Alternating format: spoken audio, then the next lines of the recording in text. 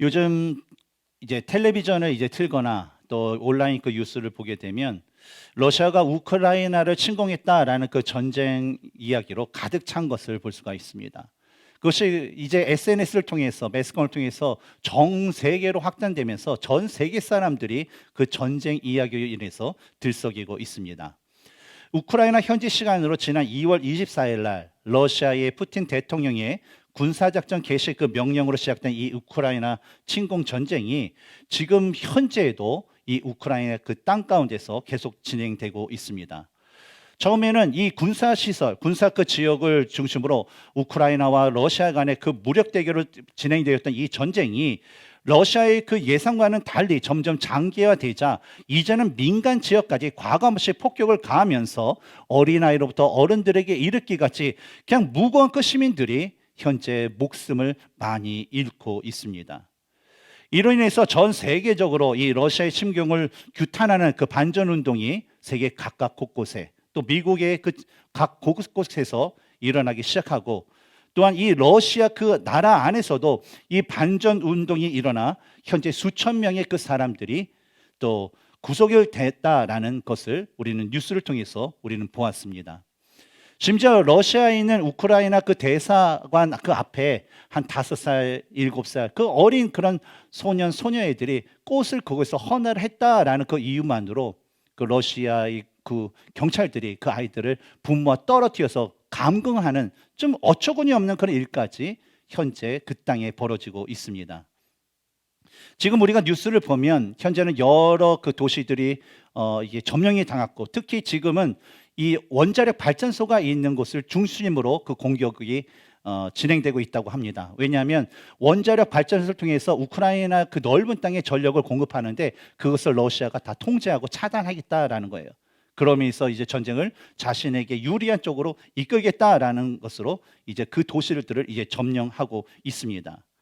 또한 러시아에는 계속되는 반전 시위로 인해서 이제 푸틴 대통령이 러시아에 계엄령을 선포할 것이다라는 그 소문이 이 각 러시아의 그 각 지역에 퍼지자 이 러시아 그 시민들이 근방에 있는 이 핀란드로 이주하는 그 사람들이 점점 늘고 있다라는 그 소식도 들려옵니다.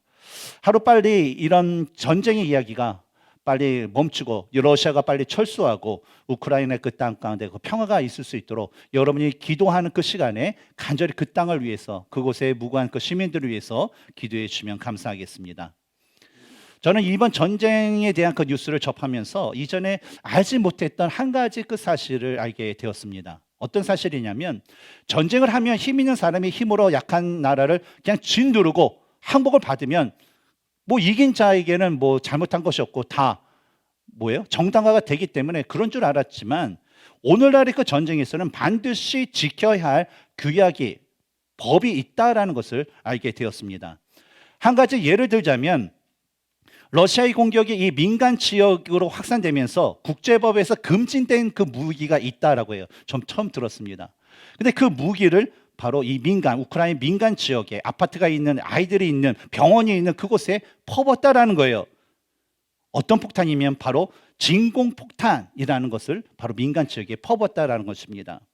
이 폭탄은요, 열압폭탄 또는 기화폭탄이라고 불리기도 하고 이 폭탄이 터지면 먼저 이 미세한 연료 그 구름을 이렇게 퍼뜨리고 그 구름이 이제 폭발시키면서 열과 충격파를 만들어 그곳에 있는 사정거리에 있는 군인들이나 모든 사람들을 다 전멸하게 만든다고 합니다.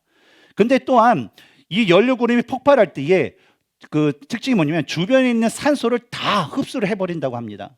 그래서 이 폭탄이 터짐으로 인해서 파편과 그것을 인해서 그것을 피해서 살아남은 사람도 그와 함께 발생되는 그 진공 상태로 인해서 질식사를 할 수밖에 없는 아주 무서운 살상용 무기라고 합니다.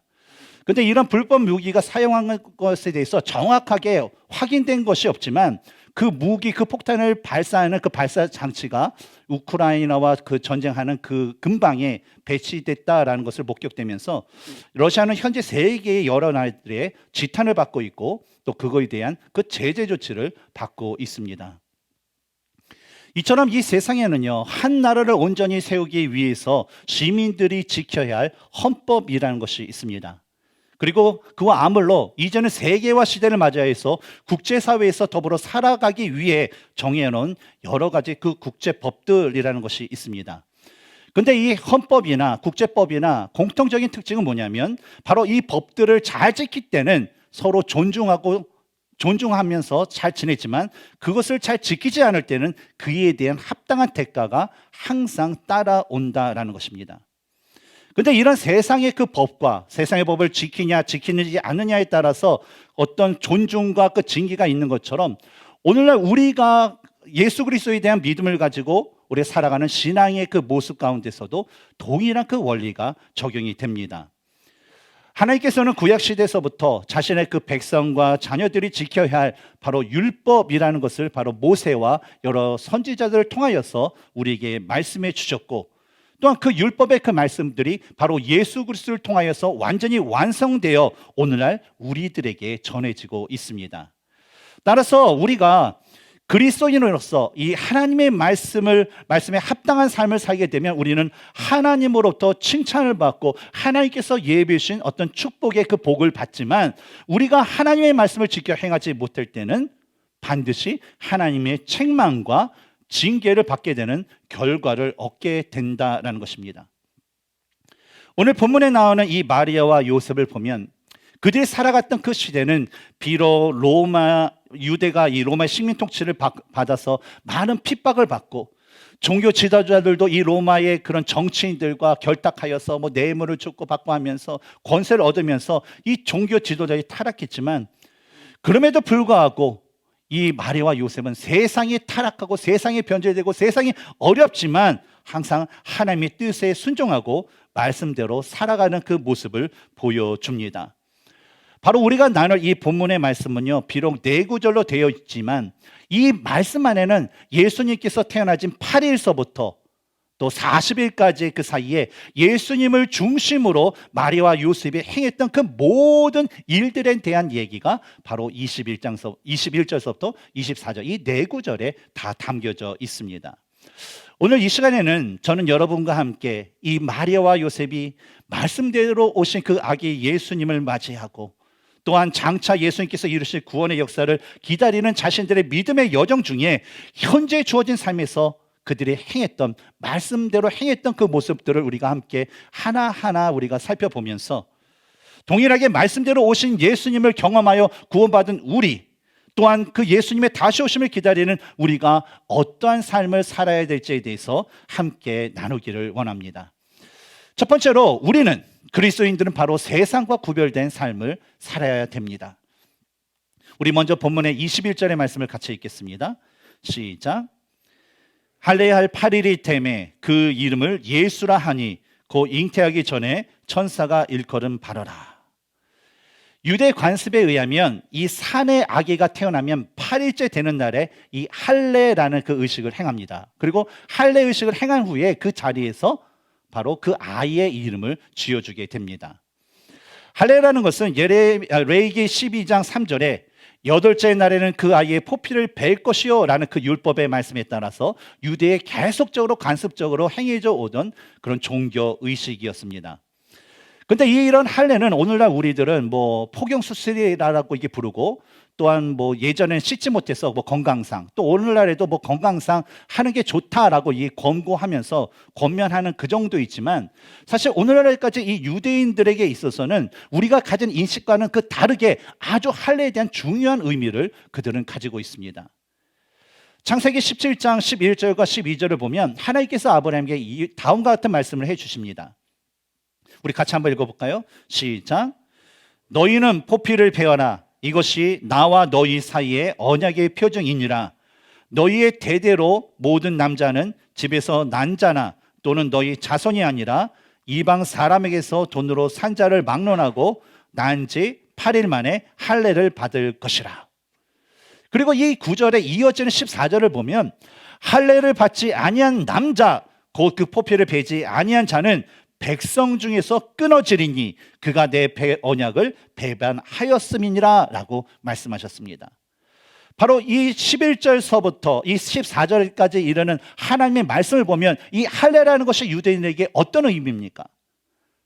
바로 이 할례라는 것은 유대인들의 이방인과 구별되는 하나님의 백성이라고 인정받는 그 표시이자 바로 하나님과 언약을 맺은 하나님의 언약 백성이라는 것을 인정받는 표시가 바로 이 할례였다라는 거예요. 그래서 우리가 사도행전의 말씀을 보면 초대교회의 어떤 여러 가지 그런 복음의 사역을 볼 수 있는데, 그곳에 메인으로 등장하는 이 사도 바울이 할례받지 않은 그 이방인들에게 주의 그 복음을 전했을 때에 유대계 그리스도인들이 처음에는 이방계 그리스도인들을 인정하지 않았어요. 그리고 또한 많은 율법주의자들이 바로 이 할례라는 그 문제를 가지고 계속적으로 바울과 계속적으로 그 초대교회와 그 성도들을 괴롭혔습니다. 왜냐하면 유대인들에게 있어서 할례받지 않는 그 이방인들은요, 그들이 할례를 받았기 때문에 절대로 하나님의 백성이 될 수 있다 없다? 없어요. 하나님의 백성이 될 수 없고, 그러니까 어때요? 예수님의 제자가 당연히 될 수 없다라고 그들은 믿었기 때문입니다. 또 이 할례를 출생 후 8일째 되는 그런 날에 시행했던 이유는 바로 레위기 12장 2절에 기록된 이 하나님의 말씀 때문이었어요. 같이 한번 읽어볼까요? 시작. 이스라엘 자손에게 말하여 이르라. 여인이 임신하여 남자를 낳으면 그는 1일 동안 부정하리니 곧 월경할 때와 같이 부정할 것이며. 하나님께서 신명기 12장 23절에 피는 곧 생명이다 라고 말씀하셨어요. 그러면서 이 피라는 것을 되게 거룩한 것이다 라고 말씀하셨습니다. 그런데 그리고 민수기 35장 33절에서는 그 거룩한 피, 우리 몸에 있는 그 거룩한 피가 우리 몸 밖에 나오는 것, 병으로 나오든지 살해를 해서 나오든지 그 피가 나와서 땅에 떨어지면 그것이 바로 부정하다라고 하나님께서 말씀하셨습니다. 이런 말씀으로 인해 산모는요, 아이를 출산하면서 흘리는 피로 인해 바로 7일 동안 부정한 상태로 이제 머물게 되었고, 또 출산한 아이도 피와 함께 나오기 때문에 부정한 자로 간주가 되었던 것입니다. 그리고 출산한 지 7일이 지나고 8일째를 맞이하게 되면 그 8일째 되는 날서부터 이제 정결한 자로 여겨지는데, 이 정결한 자가 되는 이 첫날, 그 8일째에 주로 아버지나 또 거기 지파의 어떤 장로나 때로는 제사장이나 그런 어르신들이 그 아들의 포피를 베는 그 할례를 행하게 됩니다. 할례를 행하면서 하나님의 은혜로 이 아들이 일주일간의 그 부정에서, 모든 부정에서 이제는 깨끗함을 받았다, 이제는 하나님의 진정한 언약 백성으로 새롭게 태어났다라는 것을 바로 이 할례 의식을 통하여서 상징적으로 나타내게 됩니다. 근데 우리가 이러한 할례의 그 의식을 보면서, 의식과 오늘 본문의 말씀을 보면서 한 가지 우리가 퀘션을 가지고 생각해 볼 것이 있습니다. 그건 뭐냐면, 바로 예수님은 비록 지금은 아기의 모습이지만 예수님은 어떤 분이에요? 아기 예수님은 하나님이세요. 하나님이시면 죄가 있을까요? 없을까요? 없어요. 하나님이실 때에 따른 하나님과 어떤 언약을 맺을 필요가 있을까요? 없을까요?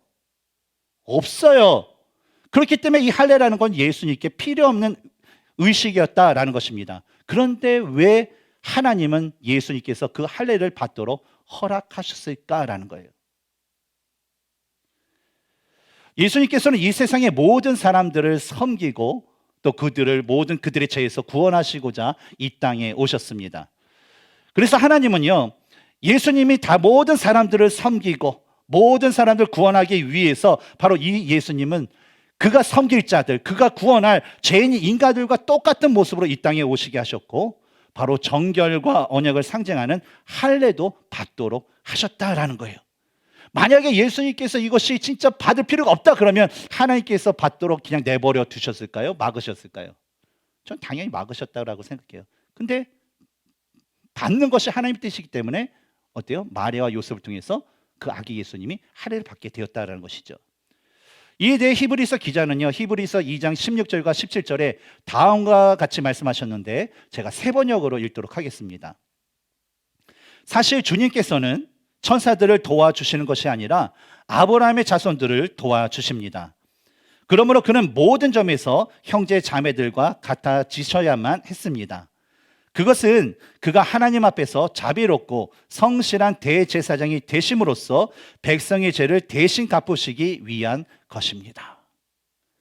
이런 말씀이 히브리서 4장 15절에도 나오죠. 우리에게 있는 대제사장은 우리의 연약함을 동정하실 분이 아니요 모든 일을 우리가 똑같이 시험을 받으시니로되 죄는 없으시니라. 그래서 16절에 보면 뭐예요? 그러므로 우리가 궁휼하심을 얻고 뭐예요? 잠깐 까먹었어요. 그럼 때를 따라 돕는 은혜를 얻기 위하여 믿음의 보좌 앞에 담대히 나갈 것이니라 라고 말씀하셨죠. 왜요? 우리와 똑같은 모든 걸 다 감당하셨기 때문이죠. 또한 21절에서는요, 누가는 아기 예수님께서 할례를 받으셨다라는 그 사실과 함께 우리들에게 여호와는 구원이시다라는 그 의미를 가진 그 예수라는 그 이름, 바로 주의 천사가 가르쳐준 그 이름이 그 아기에게 주어졌다라는 것을 언급합니다. 바로 이 두 가지 그 사실을 이제 누가는 우리에게 말씀해 주시면서 바로 율법에 기록된 할례의 의식이 얻고자 하는 그 목적이 바로 이 아기 예수님을 통해서 완전하게 이루어지게 됨을 바로 보여주셨던 것입니다. 예수님께서는 이 땅에 오셔서 모든 사람들의 죄를 대속하시기 위해서 십자가에 달려 피를 흘리시고 죽으신 후에 3일 만에 부활하심으로 오늘날 우리에게는요 더 이상 이 할례라는 그 의식을 통해서 어떤 정결함을 먹고 어떤 언약의 그 상징을 받을 필요가 없습니다. 또한 이제는 더 이상 이 할례라는 그 의식이 하나님으로부터 우리가 정결함을 받았다, 하나님의 언약을 받았다라는 것을 증거를 할 수가 없습니다. 왜냐하면 예수 그리스도의 그 구속의 사건을 통하여서 예수 그리스도를 통해서 우리는 오늘의 정결함을 받을 수 있어요. 우리가 예수 그리스도를 믿음으로 인하여서 우리가 하나님의 언약 백성이 되었다라는 증거를 받을 수 있기 때문입니다. 이에 대해 사도 바울은 로마서 2장 29절에서 다음과 같은 말씀을 해 주셨습니다. 이것도 제가 세 번역으로 읽겠습니다. 오히려 속사람으로 유대 사람이니가 유대 사람이며 율법의 조문을 따라서 받는 할례가 아니라 성령으로 마음에 받는 할례가 참 할례입니다. 이런 사람은 사람에게서가 아니라 하나님에게서 칭찬을 받습니다. 무슨 얘기입니까? 참 유대인은 어떤 유대인이라는 거예요? 유대인이라는 건 하나님의 백성을 의미합니다. 어떤 우리가 육체적인 유대인이 아니라 참된 유대인은 어떤 사람이라는 거예요? 육신의 할례를 받은 사람이에요? 아니면 마음의 할례를 받은 사람이에요? 마음의 할례를 받은 사람이라는 거예요. 근데 이 마음의 할례를 받은 사람들은 사람에게 칭찬을 받아요? 누구한테 칭찬을 받아요? 하나님께 칭찬을 받는다는 거예요. 즉 마음의 할례라는 것은 무엇입니까? 바로 성령 하나님의 인치심을 받은 자. 우리가 예수 그리스도를 믿고 성령이 우리에게 임하시면 너는 내 거다 하면서 성령이 스스로가 우리의 증인이 되신다라는 것이죠. 하나님께서 처음 아브라함에게 이 할례를 행하라라는 그 명령을 하셨을 때는 바로 이 육체의 할례는 이방인들과 구별되는 아주 특별한 그런 상징이며 특징이었습니다. 왜냐하면 고대 근동 그 사람들은요 자신들이 그 믿는 그 신에 따라서 자신의 뭐 머리나 몸이나 뭐 문신이나 뭐 장식구나 뭐 헤어스타일이나 그 모든 것들을 다 이 특징적으로 나타내게 됩니다. 오늘날 우리가 살아가는 이 아프리카의 아직 미전독 족속 그런 곳에 사는 그 원주민들도 보면 어떻습니까?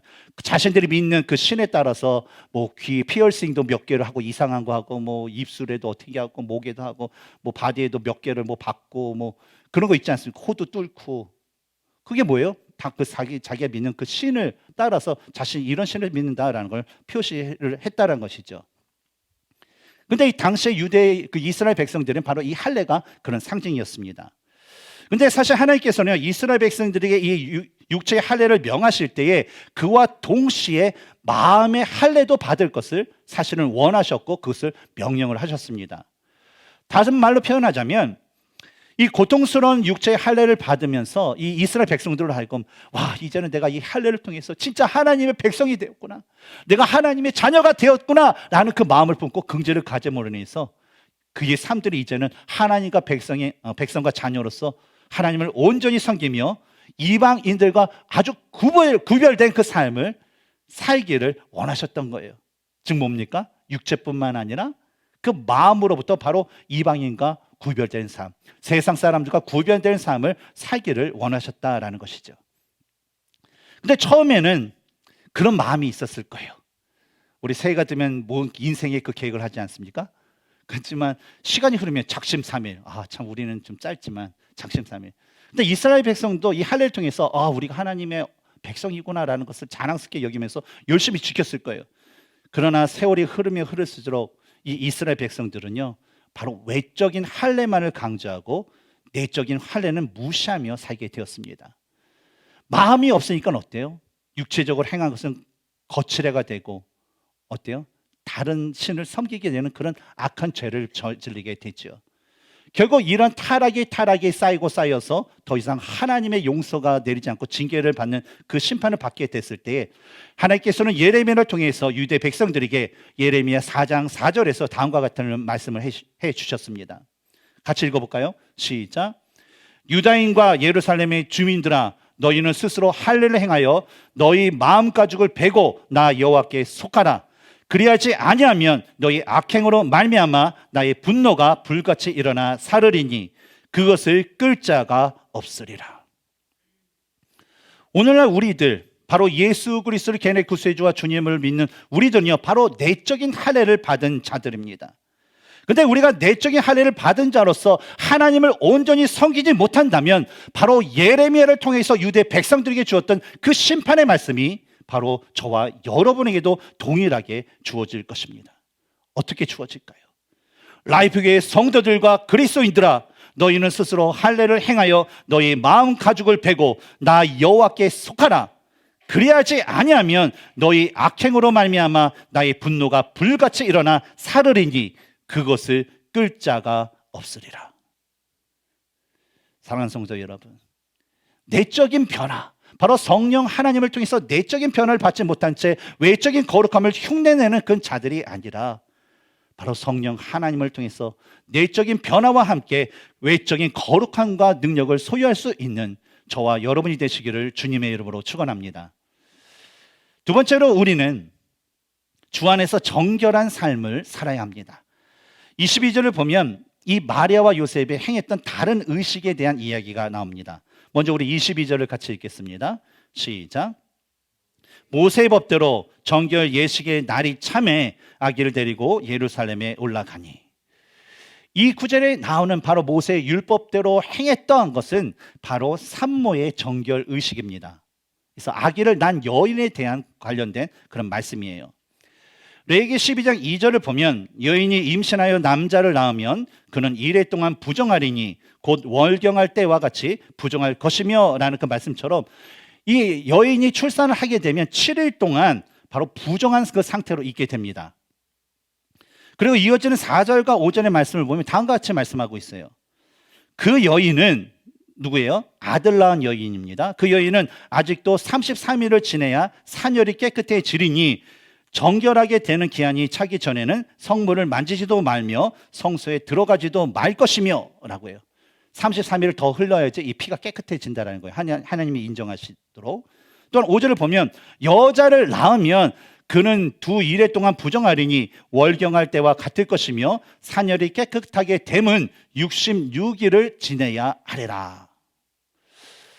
이 구절을 보면 남자아이를 낳을 때와 여자아이를 낳을 때에 다른 점이 있습니다. 기억하시나요? 남자는 아이를 낳게 되면 며칠 동안 부정하다고 그랬죠? 7일. 근데 여자아이를 낳게 되면 어때요? 14일이 부정하다고 합니다. 그리고 그 산열이 깨끗해지기 위해서 남자아이를 낳을 경우에는 33일을 더 지나야지 그 산열이 깨끗해지고 여자아이를 낳을 경우에는 66일을 지나야지 깨끗하된다라는 거예요. 그러니까 어때요? 남자아이를 낳았을 때보다 여자아이를 출산했을 경우에 이 정결해지는 기간이 2배가 된다라고 말씀을 하셨다는 거예요.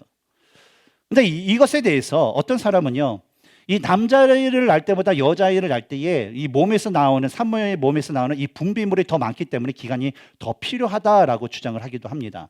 근데 그거 분비물이 나오는 기간이 근데 남자보다 딱 2배가 아니라 뭐 조금 더 길 뿐이지 그렇게 오래 기간은 아니라고 그래요. 또 어떤 사람은 아마 고대 사람들이니까 가부장적인 시대 사람들이니까 아마 그 성별에 대한 상대적인 가치가 달라서 그런 거 아닐까? 지금 뭐예요? 약간의 그 남녀의 그 차별이 있었다라는 것이죠. 근데 우리가 시대적인 그런 얘기나 어떤 우리 인체적인 얘기나 이러한 주장들이 뭐 그런 대로 이해할 만합니다. 근데 우리가 반드시 기억해야 될 것은 성경에 나오는 말씀을 우리가 온전히 이해하기 위해서는 바로 성경의 말씀을 통해서 그것을 보고 해석할 수 있어야 된다는 거예요. 왜냐하면 성경 외에 성경에 대해서 잘 기록한 말씀, 뭐 어떤 책이나 그런 자료들이 있을까요? 없어요. 만약에 이 성경책보다, 우리 가지고 있는 이 성경책보다 성경을 더 자세히 알려주는 것이 있다면 어때요? 이 성경보다 그것이 더 위대하다라는 그 뜻이죠. 그래서 우리는 항상 볼 때에 성경에서 뭐 궁금해요? 그러면 성경을 통해서 우리가 그것을 해석해야 돼요. 근데 다른 보조서를 통해서 우리는 도움을 받을 수 있습니다. 그러나 항상 얘기하는 건 성경은 성경을 통해서 우리가 그 증거를 찾아야 된다는 것이죠. 따라서 성경의 말씀을 통해서 이 산모의 정결법에 대한 그 내용을 살펴보면 먼저 레위기 12장 6절에 이 남자아이를 낳고 여자아이를 낳은 후에 하나님께 드리는 그 속죄 제물에 대한 그 내용이 나옵니다. 근데 그 내용을 보면 뭐 남자아이를 낳았으나 여자아이를 낳았으나 똑같아요. 하나님께 드리는 게. 만약에 우리가 남자가 귀하고 여자가 조금 그렇다 그러면 하나님께 드리는 것도 어때요? 귀한 자식이니까 많이 드려야 되고 좀 덜 귀하면 덜 드리면 된다라고 하는데 남자아이나 여자아이나 하나님께 드리는 건 똑같아요. 그건 뭐예요? 남자아이나 여자아이나 하나님 보시기엔 다 귀한 자녀라는 거예요. 따라서 이 말씀을 보면 우리가 생각했던 것이 이 정결기간이 다르다라는 것이 결코 어떤 시대적인 인간적인 남녀 차별의 문제가 아니라는 것을 우리는 알 수가 있습니다. 다음으로 성경에 기록된 남편이 아내의 머리가 되는 그 말씀을 통해서 이 아들과 딸을 낳았을 때 이 정결기간의 차이가 나는 것에 대한 그 답을 어느 정도 우리는 알 수가 있을 것 같아요. 그에 대한 이유를 먼저 우리 고린도전서 11장 8절에서 9절에 기록된 말씀을 보면 남편이 아내의 머리가 되는 이유는 바로 하나님의 창조 순서가 남자가 먼저가 됐다는 거예요. 남자가 먼저 창조되고 여자가 남자로부터 나왔다는 거예요. 그 바로 하나님의 질서이기 때문에 바로 남편이 아내의 머리가 된다는 것입니다. 또 두 번째 이유는 디모데전서 2장 11절에서 14절에 기록된 그 말씀처럼 타락의 순서가 여자가 먼저였기 때문이라고 말씀해요. 우리가 창세기를 보면 하와가 먼저 하나님의 말씀에 불순종합니다. 그리고 자신의 뜻에 따라서 그 선악과를 따먹고 그 다음에 어때요? 남편에게 주어서 남편이 먹게 하는 그 타락을 했기 때문이라는 것이죠. 따라서 말씀을 종합해 보면 피가 몸 밖으로 나오는 것을 부정하게 여기는 것과 또 이런 근거에 대한 그 말씀들을 이렇게 맞물려 생각해 볼 때에 죄에 대한 문제 때문에 바로 이 정결기간의 그 차이가 생긴 것이다라고 생각할 수 있습니다. 성경에 의하면. 근데 성경에는 딱 이렇다라는 말씀이 없기 때문에 혹시 성경에서 딱 이렇다라는 것을 발견하신 분들은 저한테 꼭 알려주시기 바랍니다. 저도 알고 싶어요. 예. 약속하시죠? 예. 오늘서부터 숙제입니다. 오늘서부터 잘 찾아봐 주시면 감사하겠습니다. 하여간 이 마리아가 출산한 후에 그 당시에 이제 남편인 요셉이요, 아내 마리아와 자기의 그 아기를 위해서 좀 여관이든 직접집이든 막 돌아다녔을 것 같아요. 그 밤에 뭐 어쩔 수 없이 마구간에 잤지만 그 다음 날에도 이 처자식을 그런 한 데에서 더러운 곳에서 재운다는 것은 남편으로서 도저히 용납할 수 없는 그런 일이에요. 우리 김경영 형제님 그렇지 않습니까? 처자식이 좀 나쁜 데 이렇게 있는 거 마음이 좋아요, 안 좋아요? 안 좋죠. 내가 추운 데 있을 망정 내 아내와 자녀들은 따뜻한 곳에, 깨끗한 곳에. 다 남편들의 마음이 이렇습니다. 그래서 아내분들은 우리 남편분들 많이 사랑해 주셔야 돼요. 아멘. 남편분들 별로 대답이 남편 아멘. 아멘. 그래서 요셉도요, 그냥 날이 밝자마자 좀 여관 또 비어 있는 곳은 없을까? 또 내가 아는 뭐 저기 이웃집 누가 있는데 참 빈방이 있는데 막 찾아봤을 거예요. 왜냐하면 이 호적 등록을 하고 만약에 그가 갔다라고 그러면 베들레헴에서 이 요셉의 그 동네인 나사렛까지 거리는요, 직선으로 산을 뚫고 뭐 물을 뚫고 언덕을 뚫고 쫙 가면요, 그게 직선 거리로 한 105마일 정도가 된다라는 거예요. 근데 이 사람들이 갈 수 있는 그 길로 이렇게 왔다 갔다 이렇게 하면서 가게 되면 그 거리가 도보로 한 143마일 정도가 되는 거리였다라는 것이죠. 근데 출산한 아내 그리고 신생아를 데리고 걸어서, 군인이 하루 걸어서 한 33마일을 걸을 수 있다는데 이 일반 사람들, 특히 여인의 걸음으로써 하루에 33마일을 걷는 거, 또 출산한 바로 그 여인이 한다면 말이 안 된다는 거예요. 그래서 산모와 신생아를 데리고 가기엔 너무 무리한 그 여정이기 때문에 바로 그 베들레헴에서 어느 공간에 있었다는 거예요. 따라서 언제까지 이 마국 안에 하루 더 있었는지 아니면 이틀이 더 있었는지 정확하게는 알 수 없어요. 하지만 마리아는요, 요셉이 구해준 베들레헴의 어느 그 집에서 바로 율법의 말씀대로 40일 동안 그 집 안에서 머물면서 성물을 만지지도 않고 성소에 가지도 않은 채 집 안에 머물고 있었다라는 것입니다. 그리고 참고적으로 여러분께 말씀드리는 것은 이 정결 의식을 마리아가 행했던 그 시기는요, 마태복음에 나오는 동방에서 동방박사가 예수님을 찾아왔던 그 시기 전의 이야기라는 거예요. 이해가 되세요? 동방박사가 찾아오기 전에 바로 이 정결의식이 행해졌다라는 것입니다. 왜냐하면 마리아와 요셉이 동방박사를 만난 후에 행했던 것은 뭐냐면 바로 헤롯이 죽이려고 하니까 도망가라, 이주하라라는 그 천사의 말을 듣고 애굽으로 이주를 했기 때문이에요. 더 이상 베들레헴에 없었기 때문이라는 거예요. 그래서 정리해 보면 예수님을 태어난 지 처음 본 사람 누구다? 목자들이다. 그리고 헤롯이 2-3살 밑에 남자애를 죽인 거 봐서 동방박사 예수님 태어난 지 한 2살이나 2년이나 그때 더 이상 흘렀을 때 찾아와서 경배했을 것이다. 애굽으로 갔을 때. 우리가 그렇게 이해하시면 되겠습니다. 다시 우리 22절로 돌아와서 보면 모세 법대로 정결 예식의 날이 참회라는 그런 말씀이 나와요. 율법의 말씀대로 남자를 낳았을 경우 40일, 여자아이를 낳았을 때는 80일 되어 이 정결 예식을 드려야 됩니다. 근데 정결 예식을 드릴 때는 항상 제사장에게 가져가야 할 그런 제물이 있습니다. 우선 레위기 12장 6절을 보면 번제를 위해서는 1년 된 양을 가져가야 되고 또 속죄제를 위해서는 쥐비둘기 새끼나 또 산비둘기를 제물로 가져가야만 했어요. 근데 또 사람이 사는 게 또 다르기 때문에 여인이 만약 어린 양을 바칠 수 없는 형편일 경우에는 레위기 12장 8절의 말씀과 같이 산비둘기 2마리나 쥐비둘기 2마리를 가져다가 한 마리는 어때요? 번제물로, 한 마리는 속죄제물로 사용하라라고 말씀하셨습니다. 그래서 오늘 누가복음에 나오는 24절의 그 말씀에 근거하면 이 마리아의 경우도 형편이 좋지 않아서 바로 24절에 산비둘기 한 쌍이나 또한 어린 쥐비둘기 2, 그 새를 2마리를 가지고 하나는 자신을 위해서 번제를 드리고 또 하나는 속죄제를 드렸다라는 것을 우리는 이해할 수 있습니다. 이 산모가 하나님께 드리는 이 번제는요, 자신에게 아이를 주신 하나님께 감사하고 하나님께 대한 자신의 헌신을 새롭게 다짐하면서 하나님과의 그 관계를 회복하는 그런 역할을 하게 됩니다. 부정하여서 하나님과의 끊어졌던 관계가 이제는 이 번제를 통해서 다시 회복되는 것. 그리고 번제 다음으로 드리는 속죄제는 하나님의 은혜로 자신이 다시 정결한 자가 되었음을 하나님 앞에 확신받게 하는 그런 역할을 하게 됩니다. 물론 아이를 낳는 것이 부정한 일이 아니라 진짜 하나님의 축복입니다.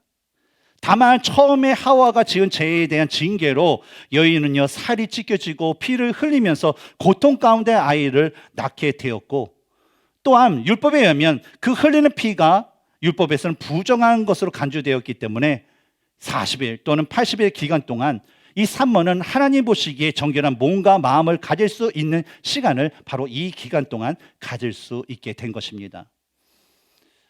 누가는 이 마리아와 요셉이 말씀에 따라 온전한 의식을 하나님께 드렸다라는 것을 계속적으로 2번씩이나 말씀해 주고 있습니다. 그러면서 그가 우리에게 말해 주는 것은 뭐냐면 요셉과 마리아가 얼마나 하나님 보시기에 정결한 삶을 살려고 노력한 사람인지를 바로 우리에게 보여주고자 한 것입니다.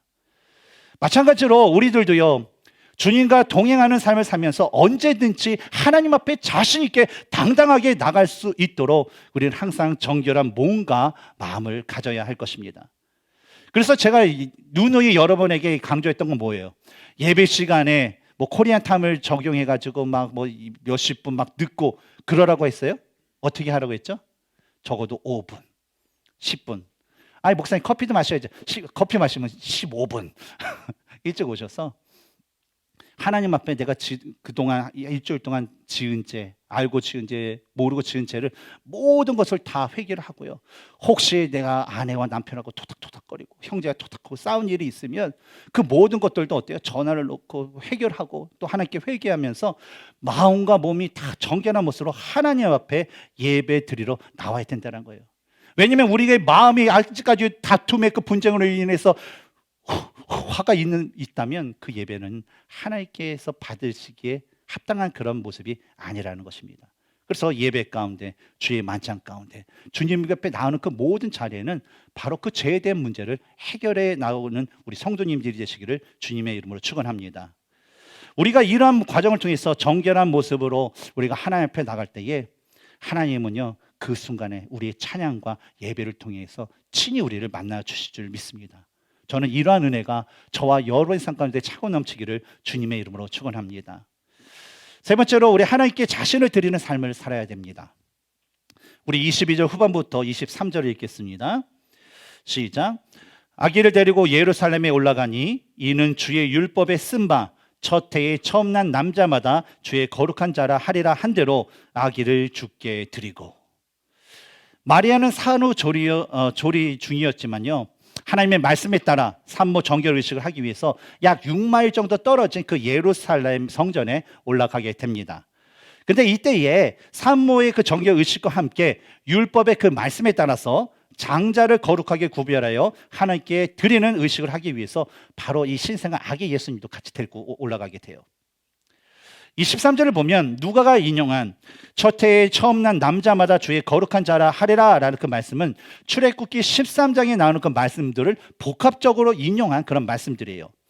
예를 들면 출애굽기 13장 2절에 하나님께서 모세에게 이스라엘 자손 중에서 사람이나 짐승을 막론하고 태에서 처음 난 모든 것은 다 거룩히 구별하여 내게 돌리라. 이는 내 것이니라 하시니라 라고 명령하셨어요. 그리고 12절과 15절에도 동일한 비슷한 말씀을 해주셨습니다. 첫해 태어난 첫건 내 것이다 라는 것은 어떻게 드리라는 거예요? 제물로. 그렇죠? 제물로, 제사의 그 제물로 드리라는 거예요. 하나님께서 이스라엘 백성들을 애굽에서 구원하실 때에 마지막으로 주셨던 그 재앙이 바로 장자의 재앙입니다. 그것을 통해서 애굽의 모든 그 초태생 짐승들과 또 그 모든 사람들의 장자를 멸하셨는데, 이때 히브리인들 경우에는 어린 양의 그 피를 문서주와 문지방에 바르게 함으로 인해서 그 재앙을 면하게 하셨어요. 그래서 이런 패스오버의 그 사건을 계기로 바로 동물의 초태생은 다 희생제물로 하나님께 드려야 했고, 또 이스라엘 지파 같은 경우에는 바로 레위 지파를 대신하여서 하나님께 드림으로 인해서 레위 지파로 하여금 오직 하나님만을 섬기는 일에 전념하도록 만들었습니다. 또한 민수기 18장 15절과 16절을 보면 각 가정의 그 장자와 부정한 짐승의 초태생에 대한 것을 하나님께 드릴 때에 대한 그 말씀이 나옵니다. 근데 우리가 믿는 하나님 말씀에 의하면 각 집안에도요, 장자들을 하나님께 드려야 돼요. 그럼 어떻게 드려야 될까요? 저는 장자예요. 그럼 저희 아버지가 저를 반을 가르고 각을 떠서 불태워서 드려야 되나요? 말씀에 의하면 그렇죠. 근데 하나님께서는 사람의 경우에는요, 바로 그렇게 드리는 것을 하나님은 원치 않았어요. 이방인들이 인신제사를 드리는데 하나님은 그런 것을 진짜 미워하세요. 싫어하세요. 오직 그렇게 드리면 징계, 축복이 아니라 징계를 내려주시죠. 또 하나님은요, 부정한 동물로 제사를 드리는 것을 하나님 받지 않으시는 그 분이시라는 것이에요. 이래서 부정한 짐승의 경우에는 정한 짐승을 대신하여서 그 부정한 짐승의 그 초태생을 대신해서 하나님께 제사를 드리게 했고, 사람의 경우에는 정해진 속전을 대신 지불하도록 하면서 각 집안에 그 장자를 하나님께 드리도록 하였습니다. 그래서 마리아와 요셉이 아기를 드리고라는 것은 뭐냐면 그에 합당한 속전세를 바로 성전에 하나님께 드리고 하나님께 이 아이를 드렸다라는 그런 의미죠. 이와 같이 하나님께서 이러한 의식들을 행하라라고 명령하신 이유는요, 이스라엘 백성들로 하여금 이 출애굽의 구원을 주신 하나님의 은혜에 항상 감사하고 또 하나님께 대한 헌신과 하나님께 대한 그 섬김을 그때마다 날마다 섬김을 다짐하도록 하기 위해서 이런 의식을 하도록 명령하신 것입니다. 오늘 본문에 나오는 이 출애굽 시대는요, 이 출애굽기 시대로부터 많은 세월이 지난 시대였습니다.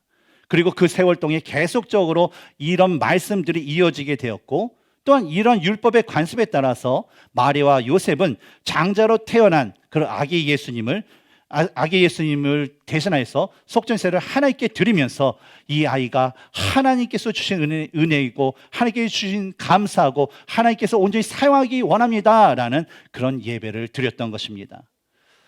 오늘날 하나님의 은혜로 예수 그리스도로 말미암아 구원받은 자에게도요, 하나님께서는 예수님의 제자로서의 그 삶을 살 것을 우리에게 말씀합니다.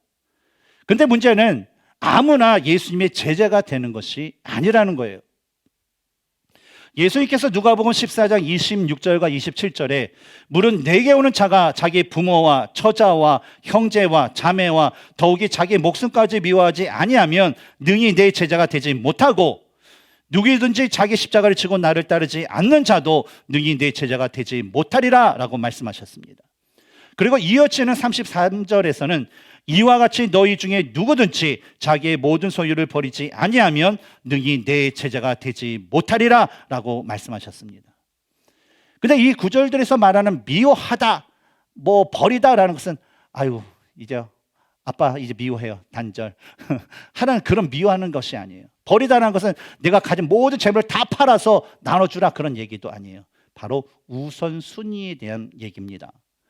예를 들면 예수님과 부모, 예수님과 내 배우자, 예수님과 내 자녀, 예수님과 형제 자매, 예수님과 내 목숨, 예수님과 내가 소유한 모든 소유물, 그 관계 가운데 한 가지를 선택해야 될 상황이 되면 바로 예수님을 선택할 수 있는 자만이 하나님의 나라를 소유할 수 있고 바로 예수님의 제자가 될 수 있다는 거예요. 근데 이러한 상황은요, 실제적으로 매일 우리의 삶 가운데 일어나는 그런 일이라는 것이죠. 하나님께 예배를 드릴 것인가, 나의 비즈니스를 위해서 예배를 안 드릴 것인가, 내가 좀 더 하나님께 예배를 드릴 것인가, 아니면 내가 조금 편하기 위해서 그냥 오늘은 예배를 쉬고 잠이나 잘 것인가, 하나님께 예배를 드릴 것인가, 아니면 내 가정 일을 돌보냐고 예배를 빠질 것인가.